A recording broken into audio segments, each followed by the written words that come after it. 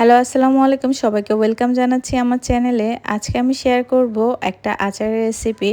আর এটা হচ্ছে আমের ফলির আচার। আর এই আমের ফলিটা কিন্তু আমরা একেকজন একেকভাবে ডেকে থাকি। কেউ আমের ফলি বলে থাকি, কেউ আমের শুটকি বলে। আমের এই ফলিগুলো এখন বাজারে কিনতে পাওয়া যায়। আর এখানে প্রায় আধা কেজির মতো আমের ফলি রয়েছে। আর এগুলো খুব ভালো করে একটু ধুয়ে নিতে হবে। কিছুক্ষণ পানিতে ভিজিয়ে রাখলে ভালো হয়। এরপর খুব ভালো করে ধুয়ে নিতে হবে। এখন আমগুলো বাগার দেওয়ার পালা। আর ফার্স্টেই কিন্তু আমি একটা কড়াইতে হাফ কাপের মতো দিয়ে দিলাম সরিষার তেল। এরপর দিয়ে দিব একটা গোটা রসুন। আর এই রসুনের কোয়াগুলো কিন্তু আমি আস্তই রাখবো, কোনো কেটে দিব না।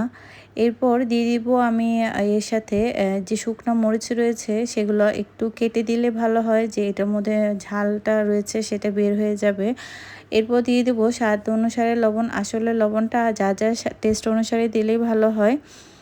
এখন সবগুলো একসাথে উপকরণ ভালো করে একটু তেলে ফ্রাই করে নিব। এবার আমি ধুয়ে রাখা আমের ফলিগুলো দিয়ে দিব ওই তেলের মধ্যে। আর কিছুক্ষণ একটু নেড়েচেড়ে নিব। এর মধ্যে যে পানি রয়েছে সে পানিটা যেন একটু শুকিয়ে যায়।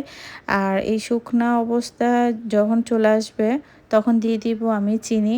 আর চিনিটা একটু যা যা টেস্ট অনুসারে দিতে হবে, কারণ হচ্ছে এখানে আমি যেহেতু একটু মিষ্টি মিষ্টি করব, তাই একটু চিনিটার পরিমাণ বেশি দিলাম। এখন আবার সবগুলো একসাথে একটু নেড়েচেড়ে নিব তেলের মধ্যে, কারণ এখানের মধ্যে কিন্তু আরও অনেক পানি রয়েছে। তারপরে এই পর্যায়ে দিয়ে দিব তেঁতুল। আর এই তেঁতুলটা কিন্তু যে ফলের আচারের টক মিষ্টি ভাবটা নিয়ে আসবে। আর তেঁতুল দিলে এর টেস্টটা কিন্তু অনেকটাই চেঞ্জ হয়ে যাবে। এখন আমি শুকনো মশলাগুলো অ্যাড করব। ফার্স্টে কিন্তু দিয়ে দিলাম ধনে গুঁড়া। এরপর দিয়ে দিব পাঁচ ফোড়নের গুঁড়া। এখন আমি দিয়ে দিব তেলে রাখা জিরে গুঁড়ো।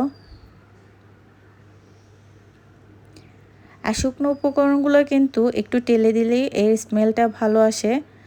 এরপর সবগুলো উপকরণ ভালো করে একটু আচারের সাথে মিক্স করে দিব।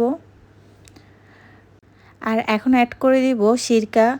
আর যেহেতু এটা অনেক দিন রেখে খাওয়া হবে, তাই সিরকাটা দিতে হবে, না হলে আচার নষ্ট হয়ে যাবে।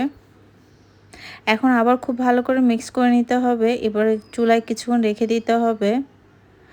যখন সফট হয়ে যাবে এবং ভালো করে পানি শুকিয়ে যাবে, এ পর্যায়ে নামিয়ে নিতে হবে।